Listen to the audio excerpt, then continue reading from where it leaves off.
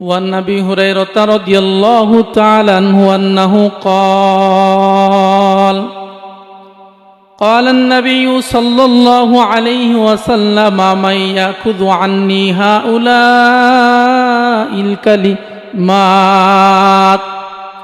فيعمل بهن أو يعلم من يعمل بهن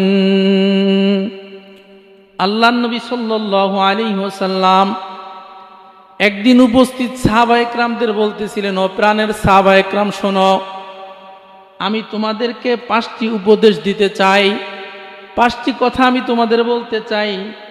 মাইয়া আমালু বিহিন্না, যে 5টি কথার উপরে আমল করবে, আও ইউআল্লিমু মাইয়া আমালু বিহিন, অথবা নিজে আমল করতে না পারলেও যারা আমল করবে তাদের কাছে এই 5টি কথা পৌঁছিয়ে দিবে।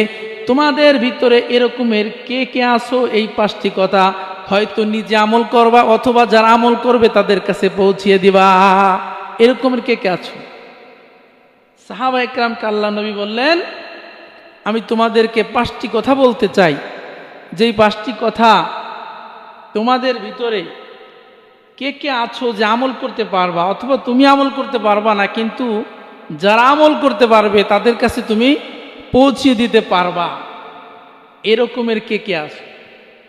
ভাইয়েরা আমার, বন্ধুরা আমার, সাহাবা একরাম সবাই তো প্রস্তুত, সবাই তো আল্লাহ নবীর কথা শুনতে চায়, মানতে চায়, ধারণ করতে চায়, মানুষের কাছে পৌঁছে দিতে চায়। কিন্তু নবীর একজন প্রিয় সাহাবী ছিলেন যার নাম হচ্ছে হযরতে আবু হুরায়রা রাদিয়াল্লাহু তাআলা আনহু। খুবই গরিব সাহাবী, 24টা ঘন্টা আল্লাহ নবীর দরবারে পড়ে থাকতেন, ক্ষুধা তাড়নায় ছটফট করতেন।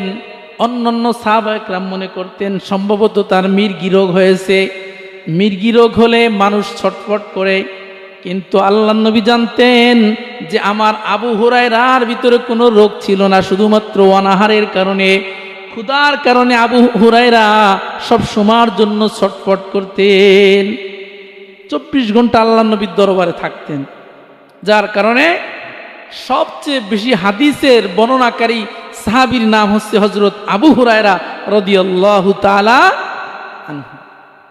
তিনি বললেন, কুলতু আনা ইয়া রাসূলুল্লাহ, ওগো আল্লাহর নবী, ওগো আল্লাহর হাবিব, আপনি যেই 5টা কথা বলতে চান ওই 5টি কথা আমি নিজে প্রথমে আমল করতে চাই, এরপরে যে সকল মানুষে আমল করবে তাদের কাছেও আমি নিজে পৌঁছিয়ে দিতে চাই।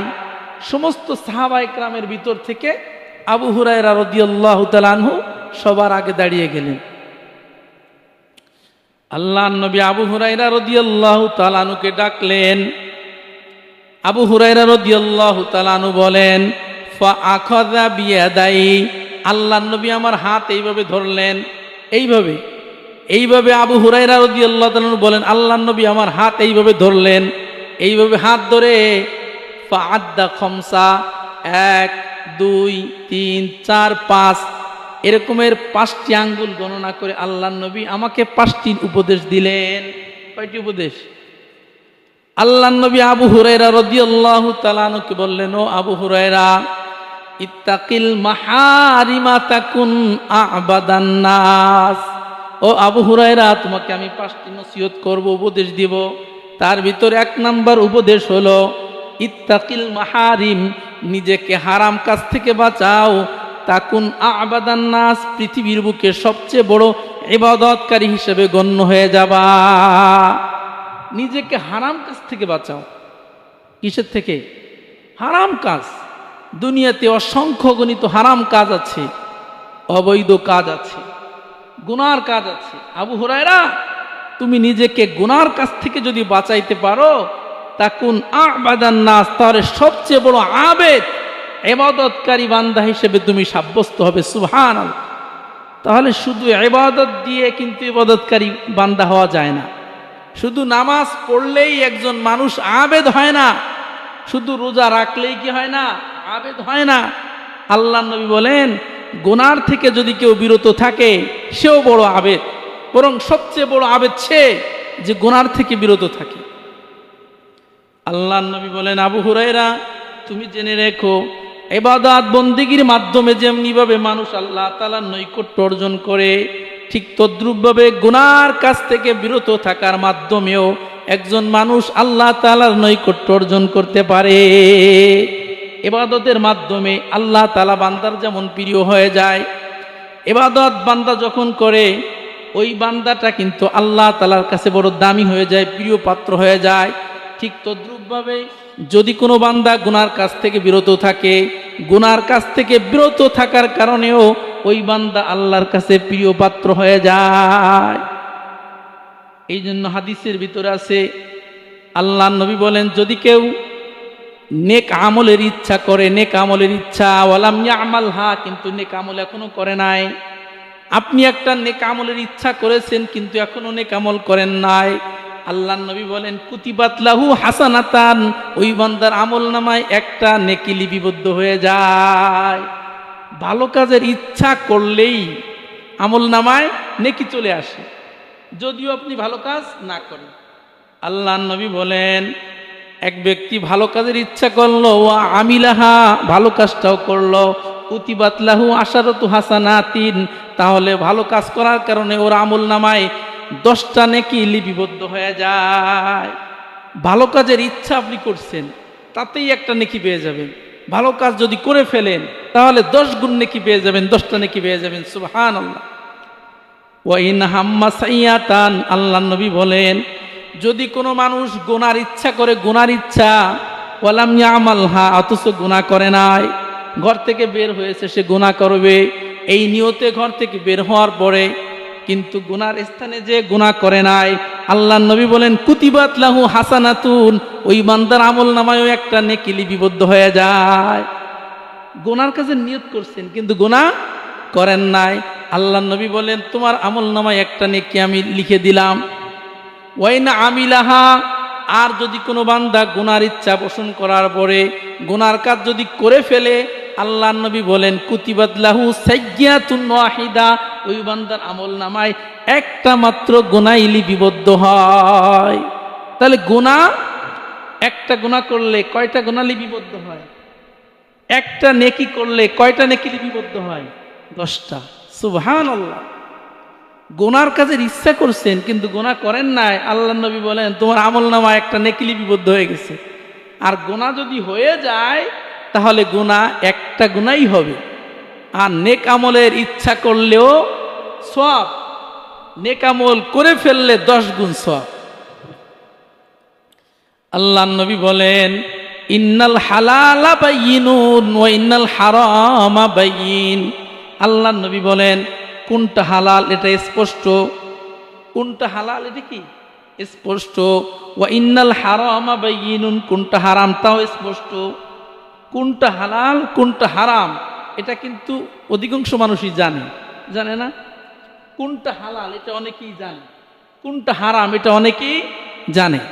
আল্লাহর নবী বলেন অবাইনাহুমা উমুরুম মুস্তাবিহাত, হালাল এবং হারামের মাঝে একটা বিষয় আছে, ওই বিষয়টা হলো সন্দেহপূর্ণ বিষয়। কি বিষয়?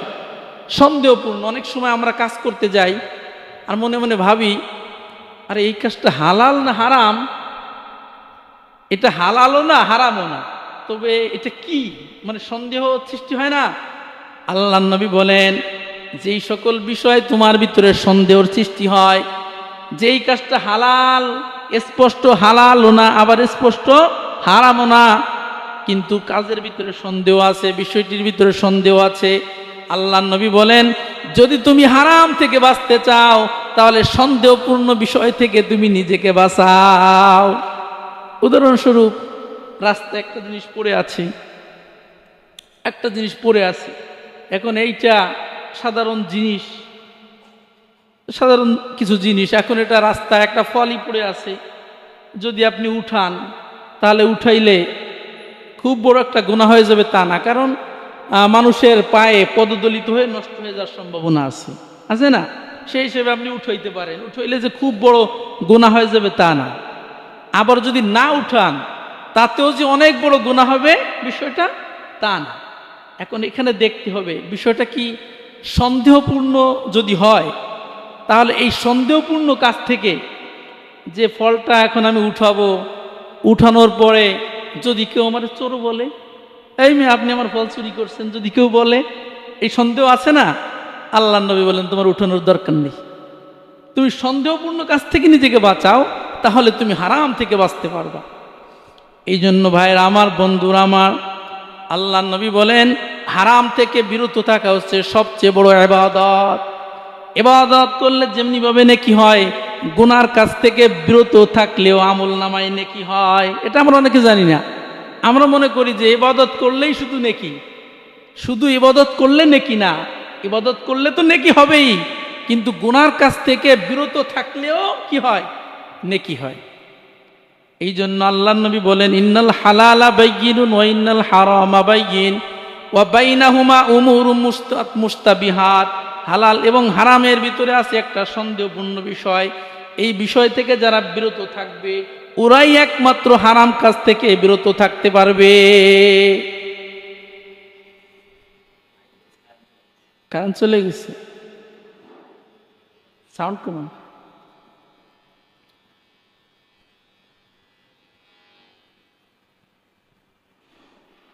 সমস্যা এটাই না, সমস্যা মেশিংয়ে। এটা নতুন আরেকটা নিয়ে এসেছি, এটা নতুন লাগানো হয়েছে, ঠিক আছে। মাইক্রোফোন এটাও ঠিক আছে, আগেরটাও ঠিক আছে, দুইটা লাগানো হয়েছে, মেশিংয়ের ভিতরে সমস্যা। আল্লাহু আকবার। আল্লাহর নবী বলেন যে হারাম থেকে নিজেকে বাঁচাইতে চাও, তাহলে সন্দেহপূর্ণ কাজ থেকে প্রথমে বাঁচাইতে হবে নিজেকে। সন্দেহপূর্ণ কাজ থেকে যদি কেউ নিজেকে বাঁচাইতে পারে, সে নিজেকে হারাম থেকে বাঁচাইতে পারবে। আল্লাহর নবী একটা উদাহরণ দিয়েছেন।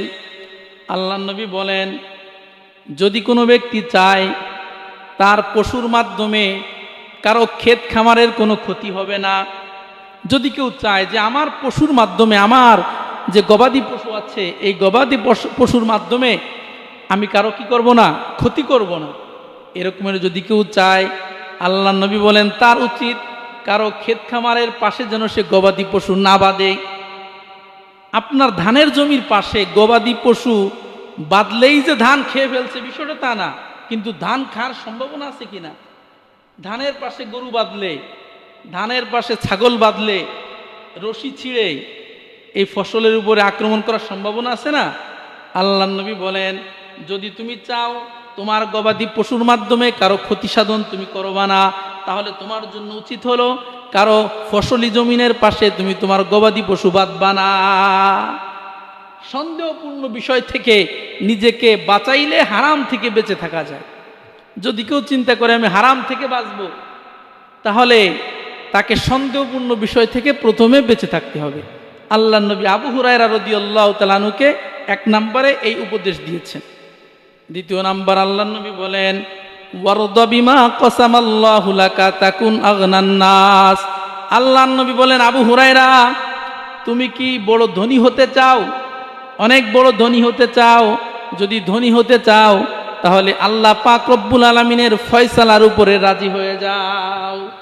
ওয়ারদা বিমা কসামাল্লাহু লাকা তাকুন আগনান নাস। যদি তুমি ধনী হতে চাও আল্লাহর ফয়সালার উপরে, আল্লাহ তাআলা তোমার ভাগে যতটুকু রিজিক লিখেছেন, আল্লাহ পাক রব্বুল আলামিন তোমার ভাগে যতটুকু সম্পদ লিখেছেন অতটুকু নিয়ে তুমি সন্তুষ্ট থাকো, তাহলেই তুমি ধনী হতে পারবা। আল্লাহ তাআলার ফয়সালার উপরে যে রাজি সেই বড় ধনী। যদি কেউ আল্লাহ তাআলার ফয়সালার উপরে রাজি না হয়, যদি কেউ চিন্তা করে আরে আল্লাহ তাআলা আমাকে কেন গরিব বানাইল, ধনী বানাইলেই তো ভালো হইতো, তাহলে ধনীর কি শেষ আছে? ধনীর তো শেষ নাই, এর তো কোনো কুল কিনারা নাই। যদি কেউ সন্তুষ্ট থাকে যে আল্লাহ তাআলা আমাকে যা দিয়েছে মাশাআল্লাহ আমি এতেই খুশি, আল্লাহ নবী বলেন ওই লোকটাই হচ্ছে সবচেয়ে বড় ধনী। কারণ আল গিনা, গিনা নফস, ধনাঢ্যতা এটা হচ্ছে আন্তরিক বিষয়, অন্তরের সাথে সম্পৃক্ত। যার অন্তর ধনী সেই প্রকৃত ধনী, যার অন্তরের ভিতরে ধনাঢ্যতা নাই, অন্তর ধনী না। কিন্তু দেখা গেছে যে সম্পদ, দুনিয়ার আসবাবপত্র বহুত আছে, কিন্তু অন্তর কিনা প্রশস্ত না, অন্তরের দিক দিয়ে সে ধনী না। আল্লাহ নবী বলেন তুমি প্রকৃতপক্ষে ধনী হতে পারো নাই। আবার একজন মানুষের সম্পদ টাকা পয়সা ওই পরিমাণ নাই, কিন্তু তার অন্তরটা খুবই প্রশস্ত, আল্লাহ নবী বলেন ওই লোকটাই হচ্ছে প্রকৃত ধনী। ওয়ারদ বিমা কসামাল্লাহু লাকা ওয়ারদ বিমা কসাম